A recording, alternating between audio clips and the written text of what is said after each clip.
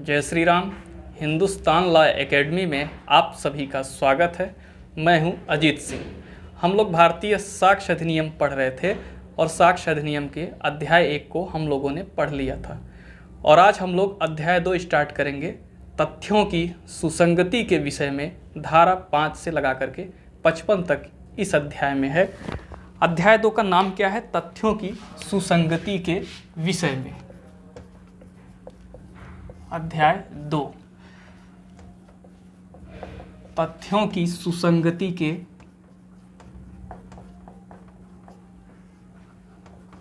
विषय में धारा 5 से लगाकर 55 तक इस अध्याय में बताया गया है। तथ्यों की सुसंगति का मतलब क्या होता है? तथ्यों की सुसंगति का मतलब क्या होता है? क्या होता है तथ्यों की सुसंगति?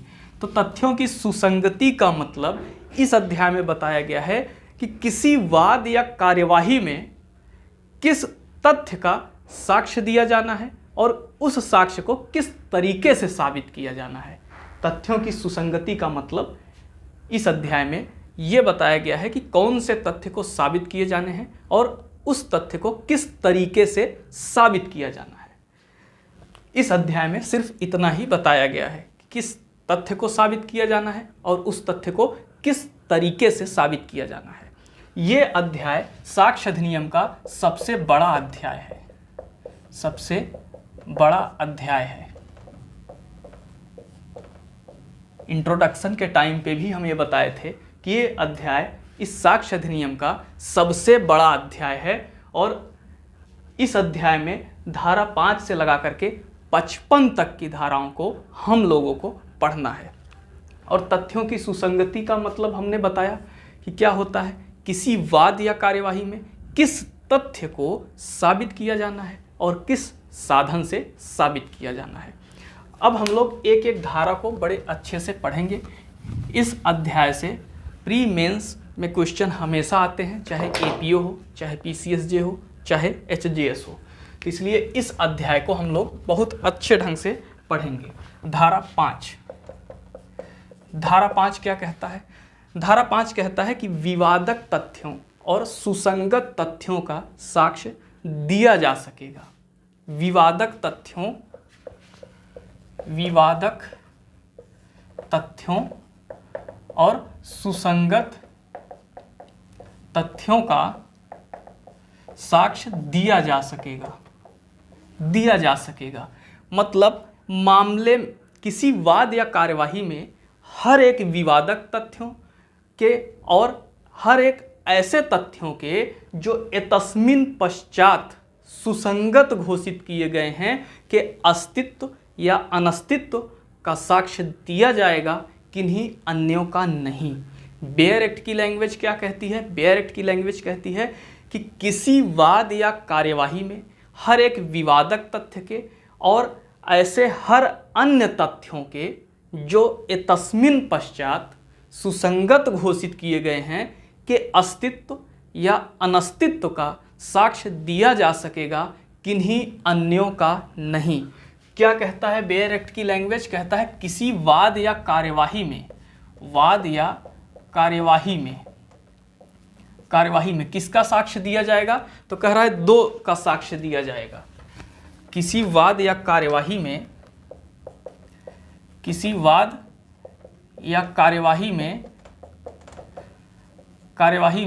2 का साक्ष्य दिया जाएगा, तीसरे का नहीं।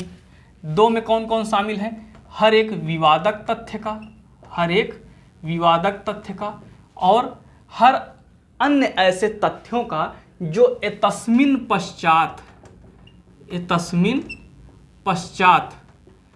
सुसंगत घोषित किए गए हैं। इन्हीं विवादक तथ्य और सुसंगत तथ्यों के अस्तित्व या अनस्तित्व का साक्ष्य दिया जाएगा। अनस्तित्व का साक्ष्य दिया जाएगा, किन्हीं अन्यों का नहीं। किन्हीं अन्यों का नहीं मतलब किसी वाद या कार्यवाही में हर विवादक तथ्य के और तस्मिन पश्चात सुसंगत घोषित तथ्यों के अस्तित्व या अनस्तित्व का साक्ष्य दिया जा सकेगा, किन्हीं अन्यों का नहीं। यह एतस्मिन पश्चात का मतलब क्या होता है? एतस्मिन पश्चात का मतलब ये है, पश्चात का मतलब क्या होता है? बाद। एतस्मिन पश्चात का मतलब इसके बाद। इसके बाद का मतलब जो धारा 5 के बाद की धारा है, वो धारा 5 की धारा के बाद की धारा जो सुसंगत घोषित है, अर्थात धारा 6 से लगा करके 55 तक की धारा की बात करता है। ये मतलब बेयर एक्ट क्या कह रहा है? बेयर एक्ट की लैंग्वेज ये कह रही है कि किसी वाद या कार्यवाही में हर एक विवादक तथ्य के और हर ऐसे तथ्यों के जो एतस्मिन पश्चात सुसंगत घोषित किए गए हैं के अस्तित्व या अनस्तित्व का साक्ष्य दिया जा सकेगा, किन्हीं अन्यों का नहीं। एतस्मिन पश्चात का मतलब धारा 5 के बाद की धाराओं से है, अर्थात धारा 6 से लगा करके 55 तक की धाराओं से है। ये इतना धारा 5 की बेयर एक्ट की लैंग्वेज थी। इस धारा 5 में एक स्पष्टीकरण और 2 दृष्टांत दिए हैं। 2 दृष्टांत दिए गए हैं।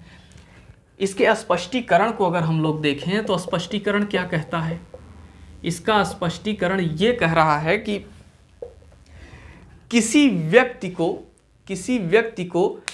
किसी तथ्य का साक्ष्य देने के योग्य नहीं बनाएगी जिसे सीपीसी के किसी उपबंध द्वारा उस तथ्य को साबित करने का वह हकदार नहीं है। अगर इसको उल्टा करके हम लोग समझें तो उल्टा करने पे ये निकल के आता है कि अगर सीपीसी का कोई उपबंध किसी व्यक्ति को किसी तथ्य को साबित करने का हकदार नहीं बनाई है तो धारा 5 उस व्यक्ति को उस तथ्य का साक्ष्य देने से वर्जित कर देगी। मतलब अगर हमें किसी तथ्य को साबित करने का हकदार नहीं बनाया गया है तो हमसे उस तथ्य का साक्ष्य भी नहीं लिया जाएगा। अगर हम उस तथ्य को साबित नहीं कर सकते हैं तो उस तथ्य का साक्ष्य भी हमसे नहीं लिया जाएगा। यही बात इसमें बताई है। स्पष्टीकरण में क्या बताया गया है कि किसी व्यक्ति को किसी तथ्य का साक्ष्य देने के योग्य नहीं बनाया गया है। किसी व्यक्ति को किसी तथ्य का साक्ष्य देने के योग्य नहीं बनाया गया है। किसी तथ्य का साक्ष्य देने के योग्य नहीं बनाया गया है। किस व्यक्ति को साक्ष्य देने का योग्य नहीं बनाया गया है? उसी व्यक्ति को जिसे सीपीसी के किसी उपबंध द्वारा उस तथ्य को साबित किए जाने का हकदार नहीं बनाया है। सीपीसी के उपबंध द्वारा उस तथ्य को साबित करने का हकदार नहीं बनाया गया है। मतलब इस स्पष्टीकरण में सिर्फ इतना बताया गया है कि कोई व्यक्ति किसी तथ्य का साक्ष्य नहीं दे पाएगा। धारा 5 उसे किसी तथ्य का साक्ष्य नहीं देने देगी। कब नहीं देने देगी? जब उस व्यक्ति को सीपीसी के किसी उपबंध द्वारा उस तथ्य को साबित करने का हकदार न बनाया गया हो। मतलब अगर हमें किसी तथ्य को साबित करने का हकदार नहीं बनाया गया है तो धारा 5 हमसे उस तथ्य का साक्ष्य नहीं लेगी। क्लियर? इतना स्पष्टीकरण में बताया गया है। स्पष्टीकरण बहुत इजी है, समझ गए होंगे आप लोग। अब इसमें 2 दृष्टांत बताए गए हैं। दृष्टांत 1, पहला दृष्टांत क्या कहता है? पहला दृष्टांत कह रहा है कि एक व्यक्ति है ए। इस ए का विचारण ट्रायल चल रहा है। विचारण यानी इसका ट्रायल चल रहा है। किस लिए? एक व्यक्ति बी की लाठी से मारकर मृत्यु कारित करने के लिए। यानी ए का ट्रायल, ए का विचारण बी की लाठी से मार करके मृत्यु कारित करने के लिए चल रहा है। तो इसमें कौन कौन से तथ्य विवादक होंगे? तो इसमें 3 तथ्य ऐसे हैं जो विवादक होंगे। पहला कौन सा तथ्य है? ए का बी को लाठी से मारना। ए का बी को लाठी से मारना, ये विवादक होगा। क्या ए ने बी को लाठी से मारा, ये विवादक होगा। दूसरा, क्या ए की मार से बी की मृत्यु हुई, ये विवादक होगा। क्या ए की मार से बी की मृत्यु हुई, ये विवादक होगा। और तीसरा कौन सा इसमें विवादक होगा, क्या ए का आशय बी की मृत्यु कारित करने की थी, ये विवादक होगा। मतलब इस दृष्टांत में ये बताया गया है कि एक व्यक्ति है ए, उसका ट्रायल चल रहा है, उसका विचारण चल रहा है कि उसने एक व्यक्ति बी को लाठी से मार करके मृत्यु कारित कर दिया।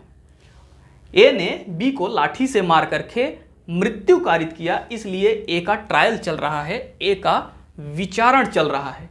और इस मामले में कितने विवादक तथ्य निकल के सामने आए? 3। क्या ए ने बी को लाठी से मारा, ये विवादक तथ्य है। क्या ए ने बी को मारा और इसी मार से बी की मृत्यु हुई, ये विवादक तथ्य है। क्या ए का आशय बी की मृत्यु कारित करने का था, ये विवादक तथ्य है। तो इसका स्पष्ट दृष्टांत पहला था। अब दृष्टांत दूसरे की बात हम लोग करें, दृष्टांत दूसरे की हम लोग बात करें। दृष्टांत दूसरा, इस दूसरे दृष्टांत में क्या कह रहा है कि ए एक वाद करता है, वह मामले की पहली सुनवाई पर अपने साथ उस दस्तावेज को नहीं लाता है जिस पर उसका मामला निर्भर करता है। मतलब कोई वादकर्ता अपने साथ उस दस्तावेज को नहीं ला रहा है जिस पर उसका मामला निर्भर करता है और पेश करने को तैयार नहीं रखता है, तो सीपीसी के विहित उपबंधों द्वारा उसे उत्तरवर्ती प्रक्रम पर उस दस्तावेज को पेश करने या उसके अंतर वस्तु को साबित करने से रोक दिया जाएगा। मतलब क्या कहा गया इसमें कि ए एक क्या है, ये वाद करता है। ए एक वाद करता है, ये क्या किया, ये कर रहा है मामले की पहली सुनवाई पर क्या अपने साथ नहीं लाया, वह दस्तावेज नहीं लाया जिस पर इसका मामला निर्भर करता है। उस दस्तावेज को नहीं लाया। किस दस्तावेज को? जिस पर इसका मामला निर्भर करता है। किस दस्तावेज को? जिस पर इसका मामला निर्भर करता है। तो क्या होगा? तो कह रहा है तो होगा क्या कि सीपीसी के विहित उपबंधों द्वारा क्या किया जाएगा, मामले के उत्तरवर्ती प्रक्रम पर दस्तावेज पेश करने या उसके अंतर वस्तु साबित करने से रोक दिया जाएगा। दूसरा दृष्टांत क्या कह रहा है, ये एक वाद करता है जो मामले की पहली सुनवाई पर उस दस्तावेज को जिस पर उसका मामला निर्भर करता है अपने साथ नहीं लाता है। तो क्या होगा, तो सीपीसी के विहित उपबंधों द्वारा बाद की कार्यवाही में उसे पेश करने से रोक दिया जाएगा या उसका अंतर वस्तु साबित करने से रोक दिया जाएगा। यह दृष्टांत दूसरा इसके स्पष्टीकरण को क्लियर कर रहा है। इसका स्पष्टीकरण भी तो यही कह रहा था कि सीपीसी का उपबंध उस व्यक्ति को जिस व्यक्ति को कोई तथ्य साबित करने का हकदार नहीं बनाएगा, सीपीसी का उपबंध यदि किसी व्यक्ति को कोई तथ्य साबित करने का हकदार नहीं बनाएगा तो धारा 5 उस व्यक्ति से उस तथ्य का साक्ष्य नहीं लेगी, उस तथ्य का साक्ष्य लेने योग्य नहीं बनाएगी। अगर सीपीसी का कोई उपबंध किसी व्यक्ति को किसी तथ्य को साबित करने का हकदार नहीं बनाएगी तो धारा 5 क्या करेगी, उस व्यक्ति से उस तथ्य का साक्ष्य नहीं लेगी। यही इसमें हो रहा है कि कि वादकर्ता मामले की पहली सुनवाई पर उस दस्तावेज को अपने साथ नहीं लाया है जिस पर उसका मामला निर्भर करता है, तो क्या होगा? सीपीसी का उपबंध उस मामले के बाद की कार्यवाही में उसे दस्तावेज को पेश करने या उसके अंतर वस्तु को साबित करने से रोक देगा। क्लियर? यह धारा 5 था, उसका दृष्टांत था, उसका स्पष्टीकरण था। अब हम लोग आगे अगर बढ़ें, इसमें और एग्जाम के दृष्टिकोण से जितने इंपॉर्टेंट पॉइंट हैं, चाहे वो प्री के दृष्टिकोण से हों चाहे मेंस के दृष्टिकोण से हों, हर एक इम्पॉर्टेंट पॉइंट को हम लोग देखेंगे और उसी इम्पॉर्टेंट पॉइंट के ध्यान में रखते हुए हम लोग आगे देखें, अगला पॉइंट देखें, अगली हेडिंग देखें। तो अगली हेडिंग क्या है कि कौन से तथ्य साबित किए जा सकेंगे, तथ्य साबित किए जा सकेंगे। तो कौन से तथ्य साबित किए जा सकेंगे? हमने अभी अभी बताया 2 तथ्य ऐसे हैं जो साबित किए जाएंगे। एक तो जो विवादक है वो साबित किया जाएगा और दूसरा जो सुसंगत है वो साबित किया जाएगा, और कोई तथ्य नहीं साबित किए जाएंगे। इसीलिए इसमें लास्ट में 4 वर्ड यूज किया गया है, किन्हीं अन्यों का नहीं, किन्हीं अन्यों का नहीं। मतलब मामले के हर एक विवादक तथ्य को और सुसंगत तथ्य का साक्ष्य दिया जा सकेगा, किन्हीं अन्यों का नहीं। ये किन्हीं अन्यों का नहीं जो शब्द का प्रयोग किया गया है, ये इस धारा को अत्यधिक सबल बना देती है। अत्यधिक सबल इसलिए बना देती है क्योंकि ये साक्ष्य के क्षेत्र को सीमित कर दे रही है, क्षेत्र को सीमित कर दे रही है। कैसे सीमित कर रही है? मात्र 2 तथ्यों का ही साक्ष्य ले रही है, विवादक और सुसंगत। जो असंगत हैं, जो विसंगत हैं, उसका साक्ष्य नहीं ले रही है, मतलब सीमित कर दे रही है इसके क्षेत्र को। क्लियर? अगली हेडिंग की बात करें इसमें, तो अगला हेडिंग है सुसंगतता का महत्व। मतलब जो सुसंगत है उसका साक्ष्य दिया जाएगा। तो सुसंगतता का महत्व क्या है? का महत्व, सुसंगतता का महत्व देखिए, इसमें देखिए क्या है कि किन्हीं अन्यों का साक्ष्य नहीं लिया जा रहा है, मतलब साक्ष्य के क्षेत्र को सीमित कर दिया जा रहा है। इस साक्ष्य के क्षेत्र को सीमित करने से क्या फायदा है? इस साक्ष्य के क्षेत्र को सीमित करने का क्या महत्व है? तो महत्व है कि जो न्याय होगा वो अविलंब मिल जाएगा, अविलंब मिल जाएगा और अत्यधिक व्यय के बिना मिल जाएगा, अत्यधिक व्यय के बिना मिल जाएगा। अगर हर एक तथ्य का साक्ष्य ग्रहण किया जाए तो मामले का निपटारा बहुत विलंब से होगा, बहुत खर्चीला हो जाएगा, बहुत भाग दौड़ करनी पड़ जाएगी। अभी केवल 2 तथ्य का साक्ष्य लिया जा रहा है तो मामले को निपटाने में अभी भी बहुत विलंब हो रहा है, और जब सारे तथ्यों का साक्ष्य लिया जाने लगेगा तो मामले का निपटारा और भी विलंब से होगा, और भी व्यय होगा, और भी भाग दौड़ होगी, मामला आसानी से निपट ही नहीं पाएगा।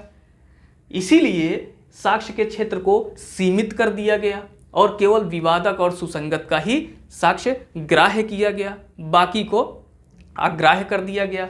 इसीलिए धारा 5 को साक्ष्य अधिनियम का गोल्डन रूल बताया गया है। धारा 5 क्या है? Golden rule. गोल्डन रूल इसमें क्या बताया गया है? इसमें बताया गया है कि सर्वोत्तम साक्ष्य प्रस्तुत किया जाना चाहिए, प्रस्तुत किया जाना चाहिए। अनुसृत साक्ष्य को अग्राह्य कर दिया जाना चाहिए, अनुसृत साक्ष्य को अग्राह्य कर दिया जाना चाहिए। और क्या बताया गया? मामले के विवादक और सुसंगत का ही साक्ष्य लिया जाना चाहिए। किसी भी मामले में विवादक और सुसंगत तथ्य का ही साक्ष्य लिया जाना चाहिए। यानी ये गोल्डन रूल को बताता है धारा 5। और गोल्डन रूल क्या है? धारा 5 साक्ष्य अधिनियम का सर्वोत्तम नियम बताता है, सर्वोत्तम नियम बताता है। सर्वोत्तम नियम बताता है। ये सर्वोत्तम नियम क्या है? यही तीनों सर्वोत्तम नियम है। पहला सर्वोत्तम नियम क्या है? किसी भी तथ्य को सर्वोत्तम साक्ष्य द्वारा साबित किया जाना चाहिए। दूसरा, अनुश्रुत साक्ष्य यानी कही सुनी बातों को बाहर रखना चाहिए, ग्राह्य नहीं किया जाना चाहिए। और किसी भी मामले को उसके विवादक या सुसंगत तथ्य का ही साक्ष्य ग्राह्य किया जाना चाहिए। तो मतलब साफ है कि जो किन्हीं अन्यों का नहीं प्रयोग किया गया है, इसका प्रयोग इसलिए कर दिया गया कि एकदम स्पष्ट हो जाए कि साक्ष्य अधिनियम में केवल विवादक और सुसंगत का ही साक्ष्य लिया जाएगा और किसी भी तथ्य का साक्ष्य ग्राह्य नहीं किया जाएगा। इसीलिए इसका प्रयोग किया गया और इसके प्रयोग से साक्ष्य का क्षेत्र सीमित हो गया और सीमित होने का क्या महत्व निकल करके आया? न्याय अविलंब मिलने लगा, खर्चीला कम हो गया, भागदौड़ कम हो गई। इसमें और अगले पॉइंट की हम लोग बात करें तो ये निर्धारण कौन करेगा कि साक्ष्य को ग्राह्य किया जाए कि नहीं किया जाए? अभी हमने कहा ना कि साक्ष्य को विवादक सुसंगत तक ही सीमित रखना चाहिए। तो कौन विवादक सुसंगत के अलावा जो है उसे अग्राह्य कर देना चाहिए और जो विवादक या सुसंगत हैं उन्हें ग्राह्य करना चाहिए। तो कौन ये ग्राह्यता को डिसाइड करेगा? ग्राह्यता का निर्धारण कौन करेगा? ग्राह्यता का निर्धारण कौन करेगा? तो देखिए, जब धारा 5 आप लोग पढ़ें, धारा 5 के साथ आप लोग धारा 136 का सब क्लास 1 मिला करके पढ़ें, जिसमें ग्राह्यता के बारे में बताया गया है। धारा 136 के सब क्लास 1 में क्या बताया गया है? जबकि दोनों में से किसी पक्षकार द्वारा किसी तथ्य का साक्ष्य दिया जाना प्रस्तावित किया जाता है तो न्यायाधीश उस पक्षकार से यह पूछ सकेगा कि ये साक्ष्य यदि साबित हो गया तो किस प्रकार सुसंगत होगा। यदि न्यायाधीश को यह लगता है कि यह सुसंगत होगा तो उसे ग्राह्य करेगा, अन्यथा नहीं। मतलब क्या कह रहा है कि जब कोई पक्षकार किसी तथ्य का साक्ष्य देने की प्रस्थापना करता है तो जो पक्षकार प्रस्थापना किया है उससे न्यायाधीश पूछ सकेगा कि यदि यह तथ्य साबित हो गया तो यह किस प्रकार सुसंगत होगा। और अगर न्यायाधीश को यह लगे कि यह सुसंगत होगा तो उसे ग्राह्य करेगा, अन्यथा अग्राह्य कर देगा। तो क्या है 136(1) में है कि कोई पक्षकार क्या करे? किसी तथ्य का साक्ष्य देने की प्रस्थापना करे तो न्यायाधीश क्या करेगा? जिस पक्षकार ने तथ्य के साक्ष्य देने की प्रस्थापना किया है उससे पूछ सकेगा। क्या पूछेगा? कि यदि यह तथ्य साबित हो गया तो किस प्रकार सुसंगत होगा।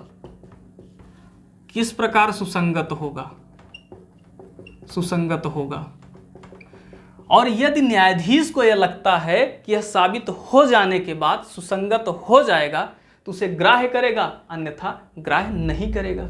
तो क्या बताया गया है? यदि कोई पक्षकार किसी तथ्य का साक्ष्य देने की प्रस्थापना करता है तो न्यायाधीश उस पक्षकार से जिसने ऐसी प्रस्थापना किया है पूछ सकेगा कि जिस तथ्य का आप साक्ष्य दे रहे हो यदि वह साबित हो जाए तो किस प्रकार सुसंगत होगा। और यदि न्यायाधीश को लगता है कि यह साबित हो जाने के बाद सुसंगत होगा तो उसे ग्राह्य करेगा, अन्यथा अग्राह्य कर देगा। यही धारा 136(1) में है। मतलब ग्राह्यता का निर्धारण कौन कर रहा है? न्यायाधीश कर रहा है। कैसे कर रहा है? अगर कोई पक्षकार साक्ष्य देने की प्रस्थापना करता है तो उससे पूछेगा कि क्या ये सुसंगत है, और न्यायाधीश को लगता है कि ये सुसंगत हो जाएगा तो ग्राह्य करेगा, अन्यथा अग्राह्य कर देगा। ठीक। और इसमें अगला पॉइंट हम लोग देखते हैं, इंपॉर्टेंट क्या है। इसमें अगली हेडिंग ये है कि ग्राह्यता पर आपत्ति कब करनी चाहिए। अगर वो ग्राह्य योग्य नहीं है फिर भी ग्राह्य किया जा रहा है तो कब आपत्ति करनी चाहिए? तो आपत्ति तब करनी चाहिए जब उसे प्रस्तुत किया जा रहा है, पेश किया जा रहा है, मतलब ग्राह्यता पर आपत्ति कब की जानी चाहिए? ग्राह्यता पर आपत्ति तब की जानी चाहिए जब ऐसे असंगत दस्तावेज या तथ्य पेश किए जा रहे हों तब आपत्ति की जानी चाहिए। अगर उस समय आपत्ति नहीं की गई है तो अपील में आपत्ति नहीं की जाएगी। मतलब साफ है कि प्रथम सुनवाई पर ही आपत्ति की जानी चाहिए। प्रथम सुनवाई पर ही आपत्ति की जानी चाहिए। आपत्ति की जानी चाहिए। यदि प्रथम सुनवाई पर आपत्ति नहीं की गई है तो अपील में उस आपत्ति का कोई मूल्य नहीं होगा। अपील में आप उस आपत्ति को नहीं कर पाओगे। अब आगे हम लोग इसमें बढ़ें तो एक बात ये दिमाग में आनी चाहिए कि क्या अगर न्यायाधीश आशंकित हो जाए, कंफ्यूज हो जाए कि अमुक तथ्य ग्राह्य है कि अग्राह्य है, तो क्या करेगा? उसे ग्राह्य करेगा कि अग्राह्य कर देगा? कन्फ्यूजन की स्थिति में, शंका की स्थिति में, आशंका की स्थिति में कि यह तथ्य ग्राह्य है कि अग्राह्य है, तो क्या करना चाहिए? तो इसका जवाब आर बनाम रामचंद्र में दिया गया। रामचंद्र, इसमें क्या बताया गया कि यदि न्यायाधीश आशंकित हो, किस लिए आशंकित हो? किस लिए आशंकित हो? कि तथ्य ग्राह्य है या अग्राह्य है। यदि तथ्य ग्राह्य है या अग्राह्य है, इसको लेकर के आशंका है, तो न्यायाधीश को उस तथ्य को ग्राह्य मान लेना चाहिए, ग्राह्य मानना चाहिए। ये आर बनाम रामचंद्र में बताया गया कि अगर न्यायाधीश को आशंका हो कि यह तथ्य ग्राह्य है या अग्राह्य है तो उसे उस तथ्य को ग्राह्य मानना चाहिए, ना कि अग्राह्य। इसके बाद हम लोग अगले पॉइंट की ओर चलें जो बहुत इंपॉर्टेंट है। यूपीएचजेएस में भी पूछा गया था, मेंस में 2016 में। उसको हम लोग अगर देखें,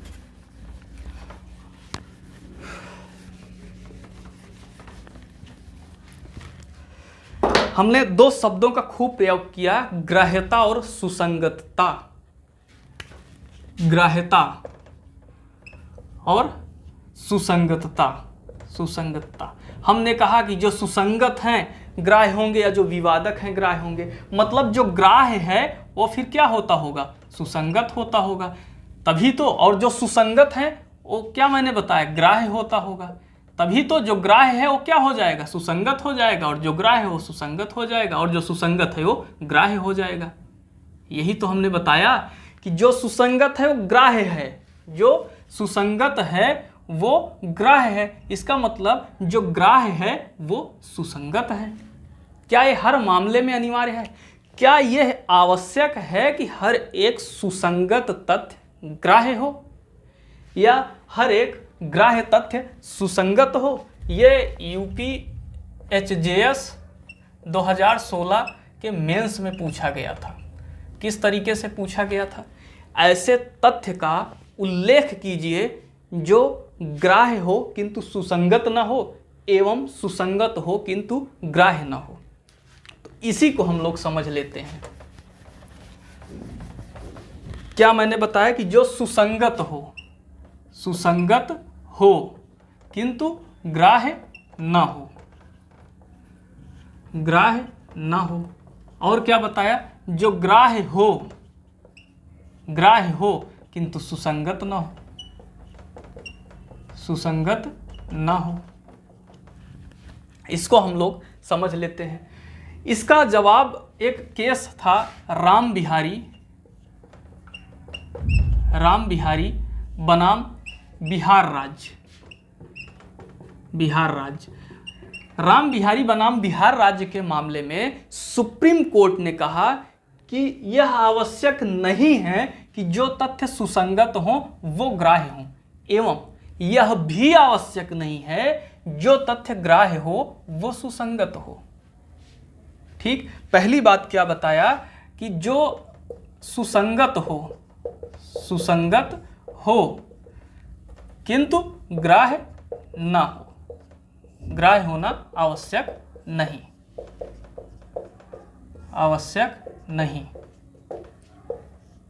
यह पहली बात बताया इसमें। जो सुसंगत हो किंतु ग्राह्य होना आवश्यक नहीं, मतलब कोई तथ्य सुसंगत तो हो फिर भी ग्राह्य ना किया जाए, एडमिसिएबल ना किया जाए न्यायाधीश द्वारा। ऐसे कौन से तथ्य हैं जो धारा 121 से लगा करके 131 तक हैं, जिसे हम लोग विशेषाधिकार संसूचनाएं कहते हैं, विशेषाधिकार संसूचनाएं कहते हैं। ये विशेषाधिकार संसूचनाएं क्या हैं? सुसंगत हैं किंतु क्या नहीं है? ग्राह्य नहीं है। यही कह रहा है कि सुसंगत तो हो, ग्राह्य न हो। ऐसे कौन से तथ्य हैं जो धारा 121 से 131 में बताए गए हैं? विशेषाधिकार संसूचनाएं जिसे कहते हैं वो सुसंगत तो है किंतु ग्राह्य नहीं है। जैसे 121 में क्या बताया गया है? कोई न्यायाधीश या मजिस्ट्रेट अपने पदीय कर्तव्यों के कारण किसी बात को जानता है तो वह उस बात को बताने के लिए बाध्य नहीं है। मतलब सुसंगत तो है लेकिन ग्राह्य नहीं है। 122 में क्या बताया गया है कि विवाहित स्थिति के दौरान पति पत्नी जो एक दूसरे से संसूचनाएं व्यक्त करेंगे उस संसूचना को वो बताने के लिए बाध्य नहीं है। मतलब पति पत्नी एक दूसरे से जो कुछ भी संसूचनाएं व्यक्त करेंगे सुसंगत है किंतु ग्राह्य नहीं है। न्यायाधीश और मजिस्ट्रेट जो भी पदीय कर्तव्यों के दौरान बात जानेंगे वो बात सुसंगत है किंतु ग्राह्य नहीं है। यही राम बिहारी वर्सेस बिहार राज्य में बताया गया। दूसरा इसमें क्या बताया गया? दूसरा इसमें बताया गया कि ग्राह्य हो, ऐसे तथ्य जो ग्राह्य हो किंतु उनका सुसंगत होना आवश्यक नहीं है, सुसंगत होना आवश्यक नहीं है। ऐसे कौन से तथ्य हैं जो ग्राह्य तो होंगे किंतु सुसंगत हों ये आवश्यक नहीं है? जैसे किसी साक्षी से उसकी विश्वसनीयता को परखने के लिए क्रॉस एग्जामिनेशन, प्रति परीक्षा में उसके सील को दोष लगा करके प्रश्न पूछना, उसके सील को दोष लगा करके जो प्रश्न पूछा जाता है वो सुसंगत नहीं होता है किंतु ग्राह्य होता है। हमने क्या बताया कि किसी साक्षी से उसकी विश्वसनीयता को परखने के लिए क्रॉस एग्जामिनेशन, प्रति परीक्षा में उसके सील को दोष लगा करके प्रश्न पूछना, उसके सील को दोष लगा करके जो प्रश्न पूछा जाता है वो सुसंगत तो नहीं है किंतु ग्राह्य है। जैसे हम लोग एक एग्जाम्पल से इसको समझते हैं। जैसे ए ने बी पर एक वाद दाखिल किया प्रोनोट निष्पादन के आधार पे, प्रोनोट निष्पादन के आधार पे ए ने बी पर प्रोनोट निष्पादन के आधार पर वाद दाखिल किया और यह कहा कि प्रोनोट सी के सामने बी ने निष्पादित किया था। सी न्यायालय में साक्ष्य देने के लिए आया तो बी का अधिवक्ता सी से यह पूछ रहा है कि क्या आप कभी जेल गए हो, क्या आप कभी जेल गए हो। अब ध्यान दीजिए यहां पर मामला क्या चल रहा था? प्रोनोट निष्पादन का। और साक्षी से क्या पूछा जा रहा है कि क्या आप कभी जेल गए हो। मतलब मामला प्रोनोट निष्पादन का चल रहा है और सवाल पूछा जा रहा है क्या आप कभी जेल गए हो। तो ये क्या है? सुसंगत तो है ही नहीं, फिर भी ग्राह्य है। तो मैंने यही कहा कि किसी साक्षी से उसकी विश्वसनीयता को परखने के लिए, यहाँ पर सी की विश्वसनीयता को परखने के लिए सी के सील को दोष लगा करके प्रश्न पूछा गया। ये प्रश्न जो पूछा गया है प्रश्न सुसंगत तो नहीं है किंतु ग्राह्य है। यहाँ पर सी के सील को दोष लगा करके क्या प्रश्न पूछा गया? क्या आप जेल गए हो। क्यों पूछा गया? क्योंकि इसकी विश्वसनीयता को परखा जा सके, इसकी विश्वसनीयता को परखा जा सके, इसलिए पूछा गया। जो प्रश्न पूछा गया वो सुसंगत नहीं है। क्यों नहीं सुसंगत है? क्योंकि मामला प्रोनोट निष्पादन का चल रहा है और सवाल क्या पूछा जा रहा है क्या आप कभी जेल गए हो? सुसंगत होता है जब दो तथ्य हों, दोनों एक दूसरे पर आश्रित हों। यहाँ पहला तथ्य प्रोनोट निष्पादन का है और दूसरा साक्षी का जेल जाने से है, तो एक दूसरे से संबंधित नहीं है, इसलिए ये सुसंगत नहीं है, फिर भी ये ग्राह्य है। तो ये बात बताएगी, मतलब साफ है कि जो तथ्य सुसंगत हैं आवश्यक नहीं है कि वो ग्राह्य हों, जैसे विशेषाधिकार संसूचनाएं धारा 131 से 121 से लगा करके 131। दूसरा, जो तथ्य ग्राह्य हैं आवश्यक नहीं है कि वो सुसंगत हों, जैसे किसी साक्षी से प्रति परीक्षा क्रॉस एग्जामिनेशन में उसके सील को दोष लगा करके प्रश्न पूछा जाना, उसके सील को दोष लगा करके जो प्रश्न पूछा जाता है वो सुसंगत नहीं है किंतु ग्राह्य है। एग्जाम्पल के तौर पे हमने ये बताया। क्लियर? अब इसमें लास्ट पॉइंट एक और है, उसको भी हम लोग देख लेते हैं। ग्राह्यता और सुसंगतता में अंतर क्या है? ग्राह्यता और सुसंगतता में अंतर। ग्राह्यता और सुसंगतता में अंतर।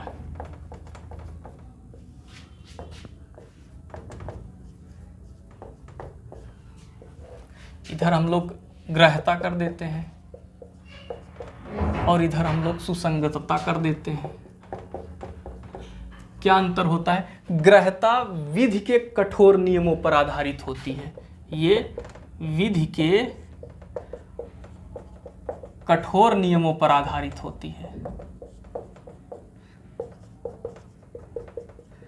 और सुसंगतता ये एक तथ्य है, सुसंगत एक तथ्य है और तथ्य हमेशा तर्क के नियमों पर आधारित होता है, तथ्य हमेशा तर्क के नियमों पर आधारित होता है,